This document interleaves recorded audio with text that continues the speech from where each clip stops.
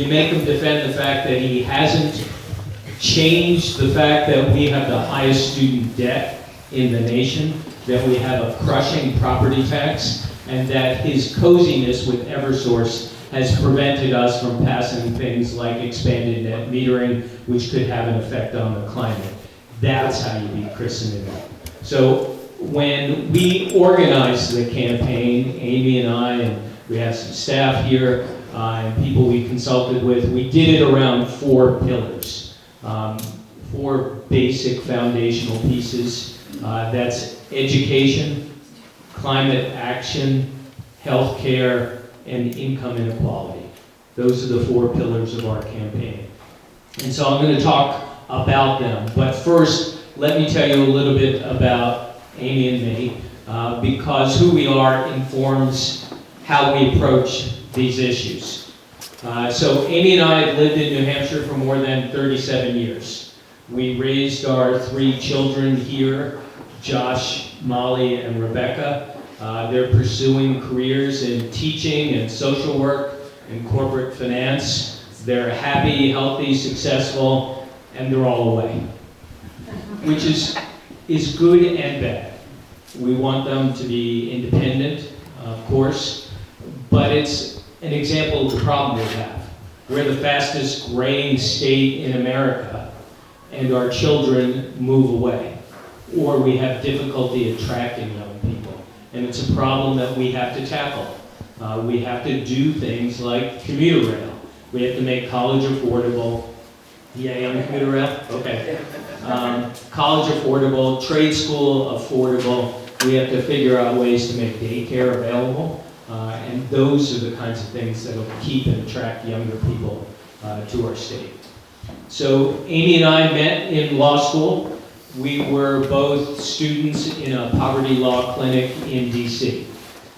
We got married soon after we graduated. We combined all our student debt, and we moved to Tennessee.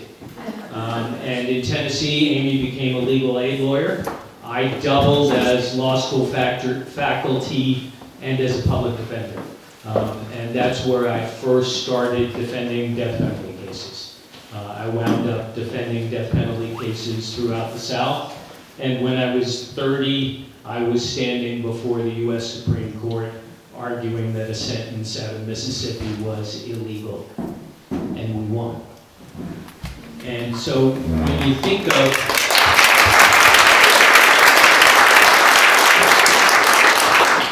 that's not really an applause line. That's but I'll take it. So when you think of people who become lawyers, many of the lawyers have other lawyers in their family or professionals of some kind. I took a very different path. I'm the only one in my family to go to college. My dad held many jobs, but mostly as a mechanic and as a maintenance man. My mother was a homemaker and raised the 4 of us. I went to a crumbling high school in a struggling community called Levittown, Pennsylvania. Unfortunately, most people know of Levittown. Many of my friends went to jobs in the steel mill, and then the steel mill closed a few years later. So I know what it means to get the short end of the stick, and I expressly went to law school to gain the experience and skills so that I could make a difference. And that idea of trying to make a difference was essentially a straight line from law school in Tennessee to working on the Claremont school funding case. I was the lead lawyer on the Claremont school funding case throughout the 90s and the early 2000s. I remember when I was first approached to take over the legal team there, I went to Claremont to meet my clients. And it was like going to my old hometown. The buildings were boarded up. People were struggling financially. Even though they paid some of the highest taxes in the state, they still couldn't provide for their kids' schools. So I was taken on tours. And I remember seeing a closet that was full of broken microscopes. because they hadn't been able to fix them over the years, and they'd never replaced them. I remember being given a textbook. This was in the 92, 93 time frame. The textbook said, "We hope someday to put a man on the moon." Of course, that had happened in '69. And the last straw that encouraged Claremont towards the suit was the once proud Stevens High School had just lost its accreditation. That's what spurred us into action. And so we had a legal team, ultimately of 18 lawyers. A lot of non-lawyers helped us. We won every round before the state Supreme Court, and we ran smack into the brick wall of the pledge.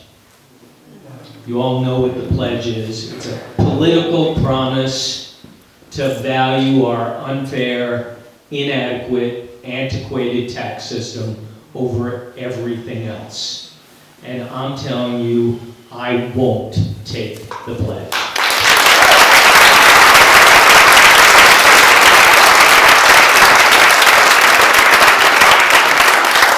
So we've had a number of remarkable leaders in our state. Jeannie Shaheen, John Lynch, Maggie Hassan. None of them could resolve the Claremont problem because they all took the pledge. And because it wasn't resolved, it's gotten worse and spread.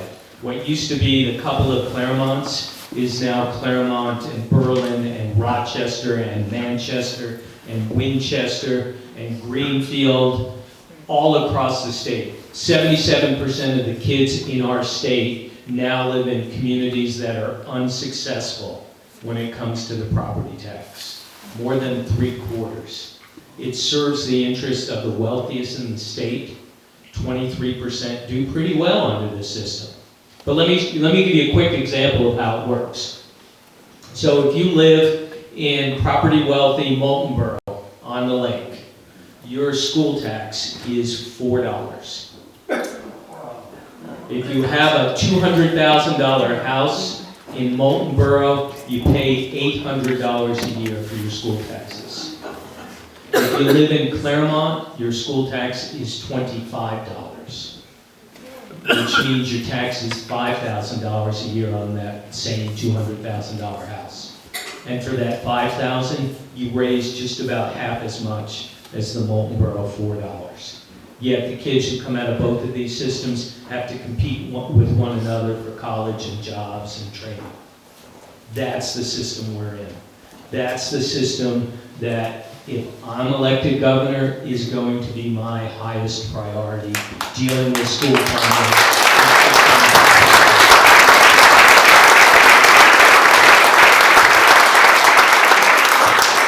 So, but let me say, this isn't the only challenge we face. We're in a time of climate emergency. There was an article last week that 11,000 scientists signed on to, making clear how drastic the problem is. The time for half measures is gone. We need quick, direct action. We need to fight for clean air and clean water. Amy and I have a 2-year-old grandson, Josie. Josie is a wonderful little boy. He finger paints occasionally on paper, not on him. He loves trucks. The last time we saw Josie, we took him to the zoo, and his favorite animal was the excavator. But I admit, when I think of climate and environmental challenges, I think of them as a grandfather. I see this and worry about the world we're leaving our children and our grandchildren. And so one specific example of how I'd approach this is Liberty Utilities would like to build a pipeline. It's called a Granite Bridge. It's a for-profit fracked gas pipeline to run from the seacoast to Epping. And if I have any say, no pipeline.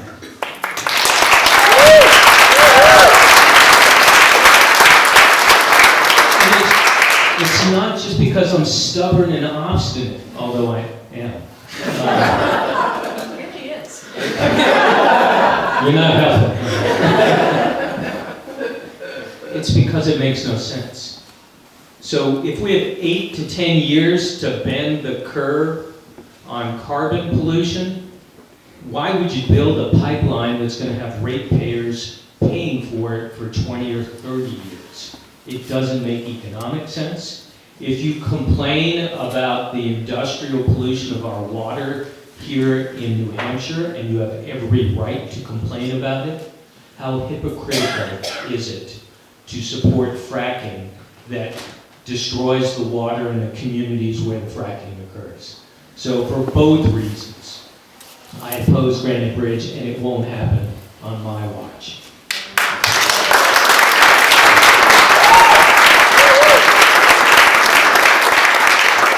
So let's talk about healthcare for a moment. It's too damn expensive. Let's start there. Hang on. Sorry.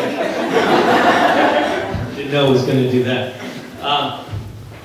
So it's too expensive. It's not accessible enough broadly around the state. There are pockets of the state where you can't have a baby. Think about that. We want to be a growing, thriving state, and there's no obstetric care in Colebrook and in Lancaster. That's a problem. Too often, healthcare is a political issue, or certain people, Chris Sununu, for example, characterize it as a political issue, particularly when it comes to women's healthcare. So, you may remember this summer, the governor nominated Gordon MacDonald to be the next Chief Justice of the New Hampshire Supreme Court. The Chief Justice is the Chief Judge of the entire court system. Gordon has never been a judge and has never completed a jury trial. So let's start there. But more importantly, and on this point of the political football, Gordon has a 30-year documented history of opposing women's rights. He was the chief of staff for Gordon Humphrey when Gordon Humphrey proposed a constitutional amendment to reverse Roe v. Wade.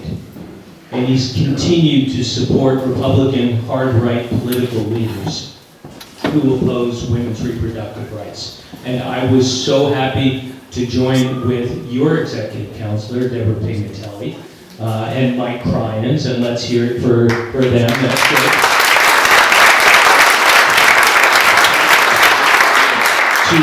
To prevent the confirmation of Gordon MacDonald as the next Chief Justice. And now the governor's upset with me. The governor refuses to nominate another Chief Justice nominee until I apologize for making this a political decision, in his words. And what I say is, I don't care if Governor Poutyface doesn't nominate another Supreme Court nominee. I'd just as soon let him leave it for the next governor to do.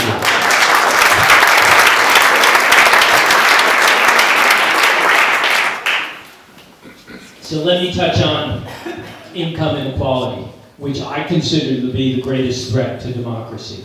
New Hampshire has an ever-widening gap. We're 5th in the nation in per capita income, which means we're all pretty well off.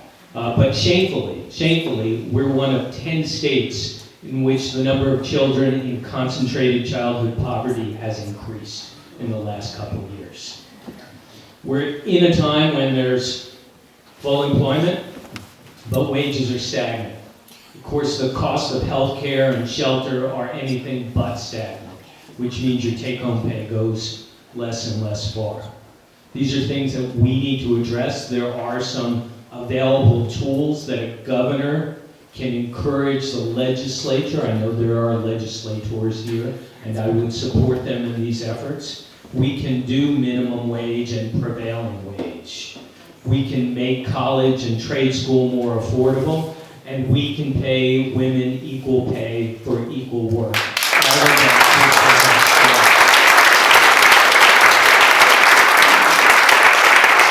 So this sounds awfully doom and gloom.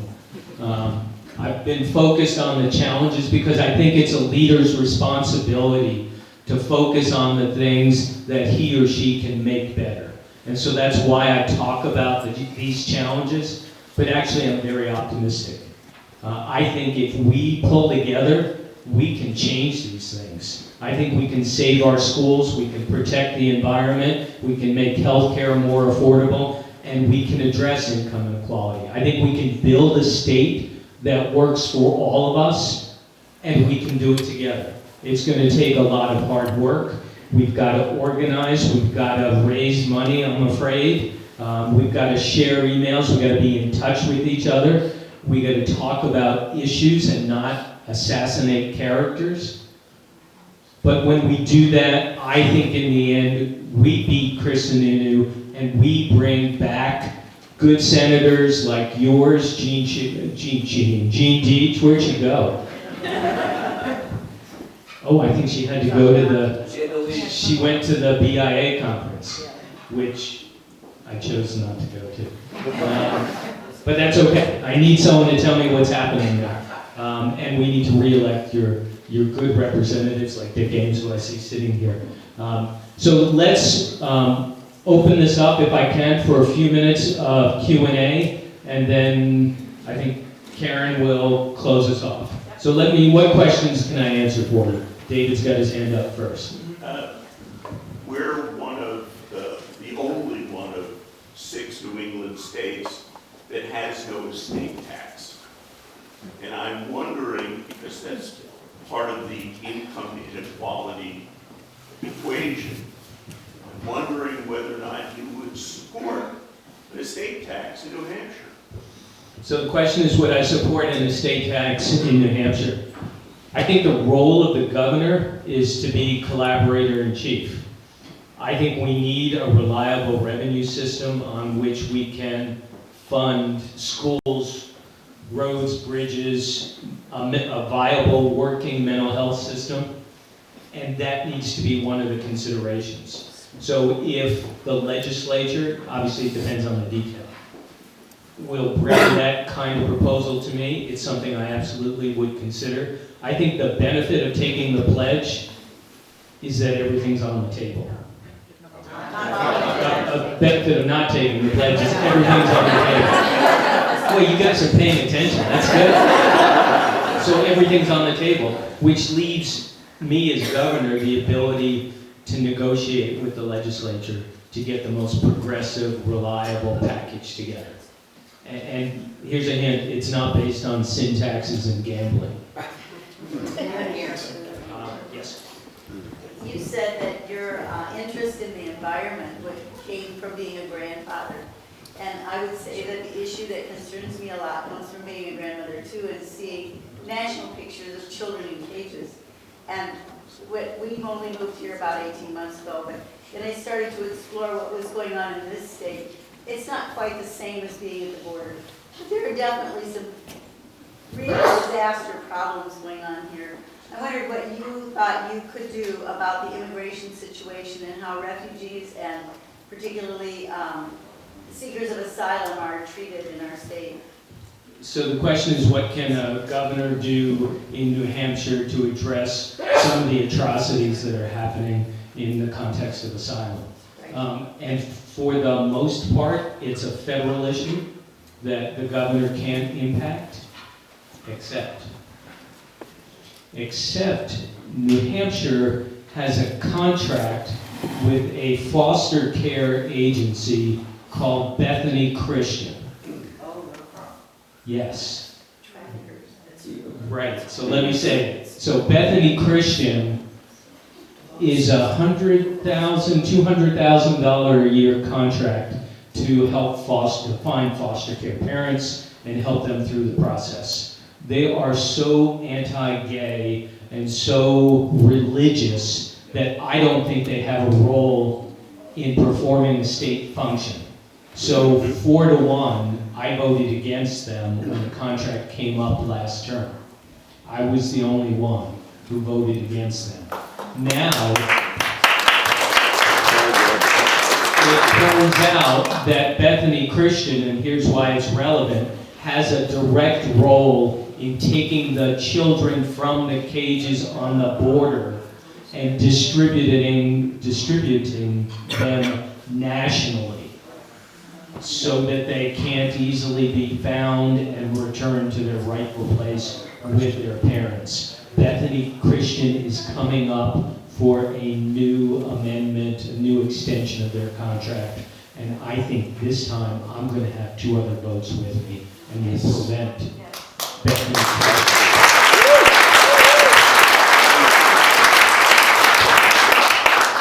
Yes. First, I'd like to thank you for all the work you did on that Claremont case. I have followed it ever since it started. And thanking you for running for governor, because I think you're exactly what we need. And I'm a product of the Claremont school system. I grew up in Claremont. It was a whole different town than it is now, and it's sad when I go back. I graduated from Stevens High School. We, in those days, were so fortunate. It was one of the best schools in the state, and to see where we are now. My question, sir, is, as governor, what would you push for, and how would you get us to this point where it can't be stonewalled again and again, which we have seen happen? So the question is, how do we deal with the Claremont problem? So the start is education. People need to understand how the school funding system works, who it serves, and who it hurts. And now that we're 3/4 hurt by it, we can start building coalitions. And those coalitions need to be representatives and senators who actually represent the interests of their communities, which hasn't been the case. John Regan, who's the senator from Pittsfield, votes against changing, improving the ed funding system time and time again. And until my friend and colleague John Tobin and I held a forum there in Pittsfield, the people in Pittsfield didn't understand that. So we start there. And then there are some court orders that we haven't complied with. And so I put in place an attorney general who's going to actually follow the law rather than thwart it, which is a big change from what's happened over the years. And then we need a revenue stream that's reliable and fair. I don't think we need to necessarily spend more than we spend on the state side and on the local side. We spend all in about $12 billion. We just don't spend it fairly and we don't raise it fairly. And I think if we focus on those 2 things, we can get to a viable solution that will last. 1, 2, 3, 4. Go ahead. A number of states have declared to use the Paris Climate Accord as their guideline after Trump withdrew from it. Yeah. Where would you stand on that issue? Yes.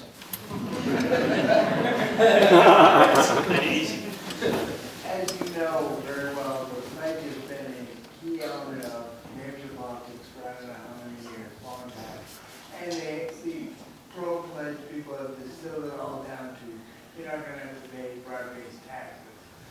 I'm concerned, you not taking the pledge, you're going to get pounded by your opponent for sure. And you're talking to a bunch of liberals here, and people are calling it out. That's why I love Peterborough. I feel confident we will vote for you, but we are one little island in southwest New England. I'm concerned, how can we distill down the not taking the pledge into a simple thing? The average citizen across the rest of the state can say, oh yeah, this makes sense. Because you're trying to educate a bunch of people on a fairly complicated subject. So the question essentially is, how do you respond when you get challenged on the pledge? Right. So the start for me is, how's that property tax working for you now? Yeah. Right? So force the other one to defend the system, because it isn't serving any of us, and every one of us has seen our property taxes go up and up and up. So that's an easy response. The second response really is more for our side. If you take the pledge, you can't say half the things I've already said this afternoon. You can't start pushing back. And to be clear, the pledge doesn't mean I'm in favor of an income tax. I actually don't think, with respect to Mark, that an income tax is the right answer. Mitt Romney, who owns a big old mansion, $10 million on the lake, he's never going to pay an income tax here. He doesn't work here and he doesn't live here. And I think Mitt Romney should pay his fair share. And so there are other methodologies that make more sense in that context. And then let me say this, look, there's another person running in the Democratic primary. The RGA, Republican Governors Association, has run the same attack ad against both of us, saying that we're tax and spend liberals. He's taking the pledge. I'm not. So it doesn't matter. They're going to make the same challenge. The only difference is I can respond, and trust me, I have no problems responding when I get challenged on that. So I pointed, yes. Andrew, thanks for being here. We've got a lot of money coming in the state of New Hampshire for Social Security, and it's being spent in New Hampshire. But with the average check of $17,529 a year, 50% of us are below that for income coming into our houses. The people above Medicaid, we're not paying for the health care. By the time we pay our insurance premiums, it's a big cut out of those Social Security checks.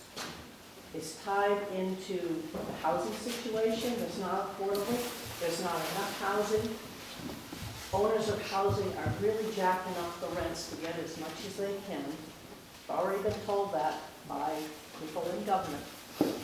What will you do to try to fix this situation for seniors? And it also ties to the working class or workers' pennies.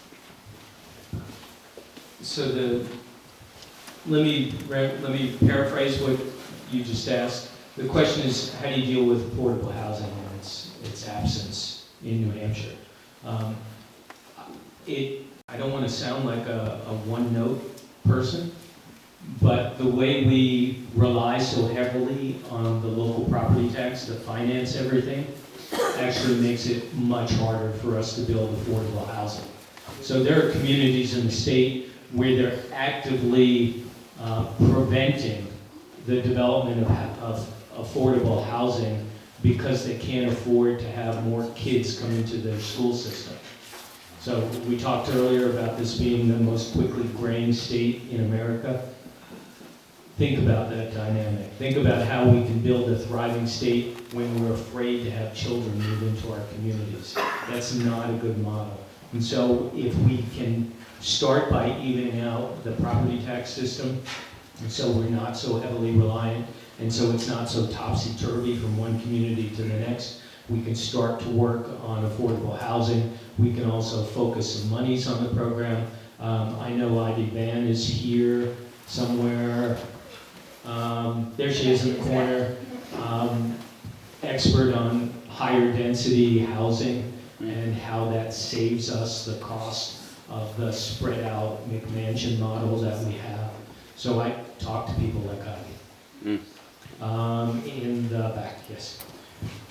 I just had a question about, so every year there's a sort of family trip we take. We go to Colorado, and over the last 10 years we've seen I've visually seen the schools in that state go from being relatively decrepit in rural areas to the state is essentially lacerating surplus budget money at this point. I don't have the numbers, but it's in the, I think, hundreds of millions over the last couple of years of income, and you talk about needing a revenue stream from legalizing and taxing the sale of cannabis. And I'm wondering if that's something you're open to, because actually playing to the question that was just asked before mine, I mean, I cannot think of a better way to alleviate the property tax burden that pits the older people against the interest of the younger people who need an education, a quality education in the state, and also to defeat the hobgoblin of the prospect of casinos, which just lead to increased poverty, hard drug and crime activity. Are you open to something like that as a solution? So I have no opposition to legalizing marijuana in the right way and taxing it. but I do disagree with your premise. And here's why. I was in Bedford the other day, and I was asked, why don't we just rely on sin taxes to pay for important government services? And my answer is, you all don't sin enough or regularly. And so I would not rely on a revenue stream from marijuana sales, particularly in New England, where everyone around us is legalizing it. But the idea of putting someone in jail for marijuana, and particularly small amounts, makes no sense to me. So we can talk more. You're shaking your head, you don't agree, that's fine. But I want reliable revenue sources, and I don't think, but maybe I'll tell you one secret. That grandson, Josie, lives in Denver. Ask Josie. And Josie's dad, our son, is a middle school science teacher in Denver. And his wife is the chief of staff for the school superintendent of Denver. And she was in charge of the recent override effort to increase the school budget in Denver. And so in order to get marijuana legalized in Colorado, they had to agree to a formula that sends most of the money out of Denver. So it goes to the rural communities. Right. But then our daughter-in-law had to try and raise money for Denver. And everyone thinks the marijuana money stays there, and it doesn't. So there are sometimes unintended consequences that we need to deal with. Let's go, Michael, or, oh, you were just deferring to get my attention. Okay, go ahead. No, I have a question too, actually. You two figure it out. It's connected to Seth's question. I'm very interested when I hear your prior comment about, we potentially bring in enough. It's more about how we spend it from a state budgetary standpoint and how we raise it. As someone who is a little anxious about potential income tax, which for me would very much look like 6 in one hand and the other compared to the crazy property taxes I spend, and as someone who's interested in education for somebody up there, I guess my question is to what degree, and I don't know enough about this in New Hampshire, to what degree are state subsidies paid to private corporations, whether it be trying to stimulate, utility companies, or other variations of that? I mean, does that play a role in that budgetary equation, in terms of being able to make it work? So is the question, does the state pay subsidies to stimulate economic activity? To what degree is that a factor, and how do you deal with it? Or is it not that much of a factor? In New Hampshire, it's not much of a factor. Let me just stop there. It's not much of a factor. There are very few incentives like that. What did you do to the... John Borgia. Oh, he gave up. Okay. So you probably disagree with this premise also. As far as I can see, the major ways New Hampshire gets money into the state is Social Security taxes, tourism, and companies that employ locally but sell their products outside the state. So there's an issue with tourism. Some people like it, some people don't. But related to that question, would you be willing to look at any possible ways, like tax policy or incentives, that would favor businesses that sell out of state over businesses that sell in state? So the question is, would I favor incentives for businesses that sell out of state over businesses that sell in state, with both businesses located in state? I'd be open to considering it. I don't understand why you would do one versus the other. Because if you have a business in Peterborough that just sells to people in Peterborough, the bank in Peterborough gets not one extra cent. But if they sell to Sri Lanka, the bank in Peterborough now has more money that they can loan out for development and for mortgages. It's not just money going from one person staying in Peterborough to another. It's money coming into town. And the same is true for the state. I'm not sure I agree with the premise, but I'm happy to talk about it, because it strikes me that infrastructure spending, which is all local spending, returns 3 or 4 to 1 for every dollar you put into infrastructure. And that's because the contractor pays the employee pays the baker pays the butcher, and so on and so on. So I'm happy to talk to you about it. Oh, John's back. Please, John. Is there anything the governor can do about the racism in this state that seems to be alive and well and gradually increasing? Yeah. So the question is, can the governor do anything about racism in the state? We have a Human Rights Commission. It needs to be funded. Start there. We need to appoint commissioners that actually care about responding to racism. It's mostly employment and housing, but that's a good start. And then you lead by example. So you show up where you're supposed to show up if you care about bringing people together. And you talk about the things you're supposed to talk about if you want to reject racism. And understanding your personal biases and dealing with the things that are just below the surface. So, oh yeah. Yes? Where do you stand on school choice? I mean, I've got 2 small children. We live in a community where you have lots of choices. But I would prefer not have my public school money go, even if I were to choose a private school. I would prefer that to stay with the public schools. Yeah. So the question is, what do I think about school choice? It depends on how you define it, and depends on where you are. So public school money should not get diverted to private schools. That's easy.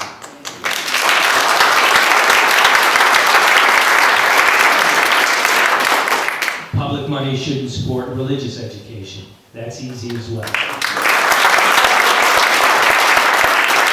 If you happen to be in an urban area and there are multiple public schools, I don't have any problems with choice in that context. And going back to the Denver, that's what happens there. It's a big city, so they get to choose. But the others are absolutely non-starters. I saw, yes. You mentioned that you weren't necessarily in favor of an income tax. Could you talk about what you envision as some of the revenue streams? Sure. So the question is, if I'm not in favor of an income tax, what else is there? So we already have a statewide property tax.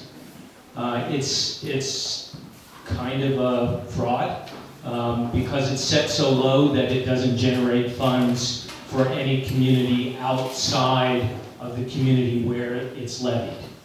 So it's set at $2. So Newington has $18 million worth of taxable property per child. And none of that wealth gets shared anywhere outside of Newington. And that's because the statewide property tax is set at $2, and the education tax all in Newington is like $2.34. So you could fix the school funding system based on the statewide property tax. You wouldn't probably want to do it all on that, but that's one option. You can instill features of an income tax in a statewide property tax, so you can make it income sensitive to protect people who don't have large incomes. You could exempt, for example, the first $50,000 of value of a home. So if you have a $150,000 house, that means you get taxed on $100,000. That's a big difference. If you have $1 million house and they give you the first $50,000 off, it's inconsequential. That's how you can, one of the ways, one of the obvious ways. Rooms and meals, we already have a sales tax in New Hampshire. We just call it rooms and meals, right? We already have an income tax. It's called interest and dividends. The business enterprise tax is what? A tax on the wages that a business pays out.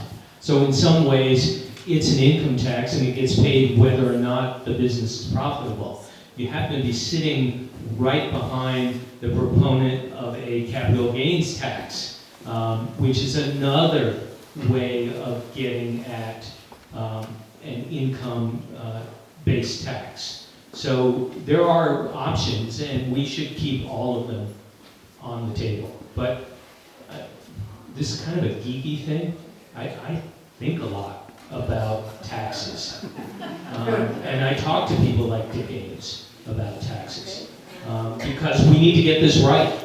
And if we are lucky enough, and maybe I end here, if we are lucky enough to have a Democratic House, a Democratic Senate, and a Democratic governor, that's when we can make the change. And that's what I want to happen. So it's not just me you need to support, you need to go up and down the ticket, and we need to move all of us into the State House in a year.